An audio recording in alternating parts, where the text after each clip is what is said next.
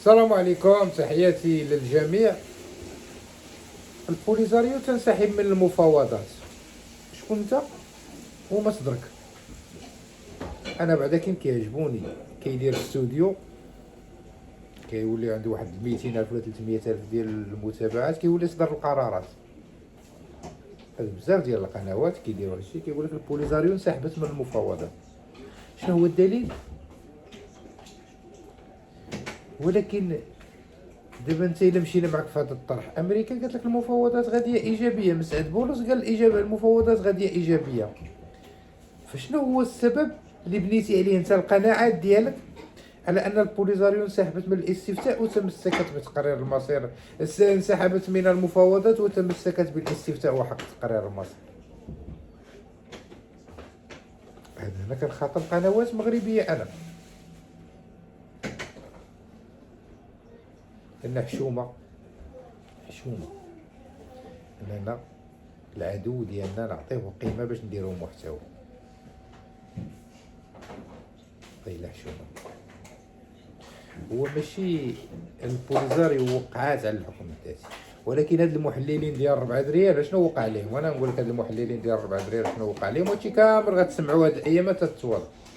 هاد التحرك، لان هاد الناس اللي جابوا هاد الاخبار هما اللي قالوا لك دونالد ترامب كيهدد البوليزاريو بسحب الحكم الذاتي بصفه نهائيه. شكون دونالد ترامب باش يسحب الحكم الذاتي؟ الحمار.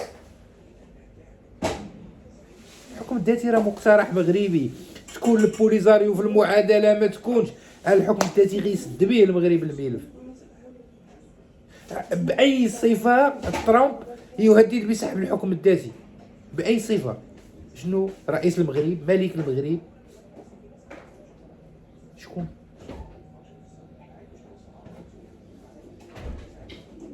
انا ما كنبغيوش ندخلوا معكم لداخل ونتعمقوا معكم في هادشي اللي غادي غنردوكم بخدام الاجنده، وغادي نوليو الايديولوجيات وداكشي ما عندنا ما نديرو به. خلينا نعتبروها سقط سهوا والادسنس، نخليوها في هذا الاتجاه هذا احسن. فلما تعرفش حل لواحد الموضوع ما تقربش ليه استاذ. قول العنوان ديالك، قرا الروايه ديالك وزيد بحالك مع الدوره، ما ديرش فيها راسك عميق وانك كتحلل. لان شنو اللي خربقكم نتوما؟ خربقكم هو التحرك ديال الكونغرس لتصنيف البوليزاريو. وكون كنتي انت مهتم بهذا الملف مزيان غتعرف ان البوليزاريو غادي يتصنف حركه ارهابيه. وخنمشيو للحكم الذاتي، لان هادشي انا شرحته شحال هذا 2024. هادشي اللي كتشوف انت 2024 انا كنفسر وكنشرحو.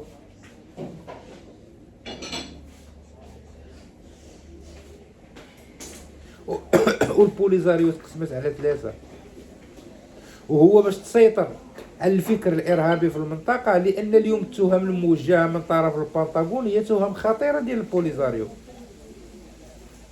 قال لك كيقلبوا على دليل واحد هو ارتباطهم بايران، وارتباط البوليزاريو بالحركات الارهابيه في المنطقه. خارج هاد السياقات وخارج هاد الامور هذه كلها ما كايناش. انا غير فكر معايا انت مزيان، اش عند الميت ما يدير قدام الغسال؟ بيني وبينك البوليزاريو واش عندها الجرأة انها تهدد بالانسحاب من المفاوضات والتمسك بتقرير المصير وحق الاستفتاء والجلوس على الطاولة كيفرض في القرار 27/97 البغل انك تجي في مفاوضات بدون شروط؟ دابا شكون اللي حمار، انا ولا انت ولا اللي كيتصنتوا لك؟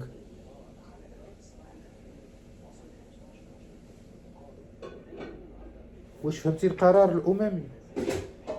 واش فهمتي ان البوليزاريو غير الموافقه المبدئيه ديال الجلوس ديالها على الطاوله تعني توقيع الحكم الذاتي دون شروط؟ طز اجيو ناقص السياسه، اجيو حلل السياسه.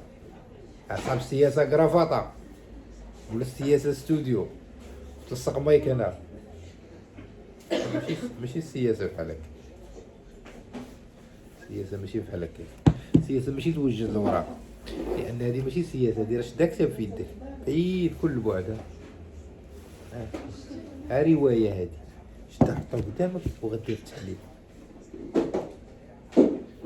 الفرق هذه راه ماشي سياسه، هذه قضيه وطنيه وكتدخل فيها بزاف ديال الحوايج باش توصل لها. على العموم ما كاين لا انسحاب ديال البوليزاريو والاخوان لا والو. الجزائر تريد الحقيقه اللي غتاخذ من عندي، وانا راه غندير لكم لايف 9:30 ان شاء الله وغادي نفصل فيها هادشي كامل. الجزائر تدفع بن بطوش الى التعجيل بتصنيفه كحركه ارهابيه. الجناح العسكري داخل البوليزاريو، الجزائر تحاول ان تؤثر على الجناح السياسي الذي يتفاوض في امريكا، والدفع بحرق الاوراق وحرق المراحل للتصنيف. هذه هي الحقيقه اللي كاينه، ما كايناش شي حاجه اخرى، ما كاينش شي حاجه اخرى. بدا كيكذب عليك شي واحد. اما باش ينسحبوا ولا، اقسم بالله العظيم وانا كنقولها لك وكنقسم لك بالله ثلاثه، انك في ميريكان في السفاره ديال ميريكان وانك تهدد ميريكان ولا تبتز ميريكان تتعتقلك بالله. انا كنهضر على البوليزاريو هنا،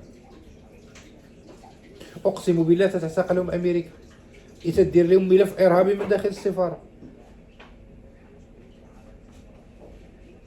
ولكن للاسف انا كاين فراغ اعلامي، وجاو شي وحدين ولاو كيديروا لينا رسوم انهم راه زعما بحال ان لا ما دارش هو التحذير الامم المتحده ما غتتحركش. وللاسف انا راه ما كنسائل حتى شي واحد، غير عرف القضيه الوطنيه فوق الجميع. وانا والله واخا تكون وزير في هذا الملف ما نرحمك، شي تكون رئيس الحكومه في هذا الملف اذا نشرشمك. انا نقول لك واحد القضيه في هذا الملف، هذا الملف لا اتنازل فيه.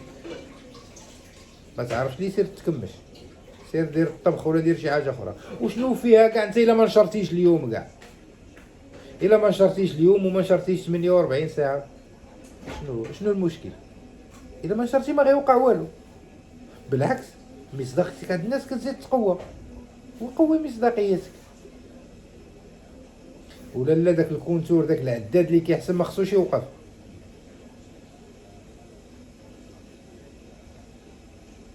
المشكل هو بنادم راه كيقدم راسو على انه عنده علاقه مع السفاره ولا مع الدبلوماسيه ولا من عائله دبلوماسيه. شوفوا الاخوان المغاربه، هذه كنصيحه لكم، اي يوتيوبرز يقول لكم كنعرف المخابرات ولا عندي علاقه مع السفير ولا مع الحكومه، منافق وكذاب. مؤسسات الدوله في هذا الباب ما كتعامل مع حتى شي واحد. باش نكونوا منطقيين. اي واحد يجي يقول لكم هاد شي حاجه بحال هكا ولا يقول لكم مصادري الخاصه من داخل الوزاره، كذاب اشر. هادي خذوها من عندي انا نصيحه. الدوله ملي كتبغي تعطي المعلومه كدير البيان ولا كيخرج المسؤول يهضر. تحياتي لكم.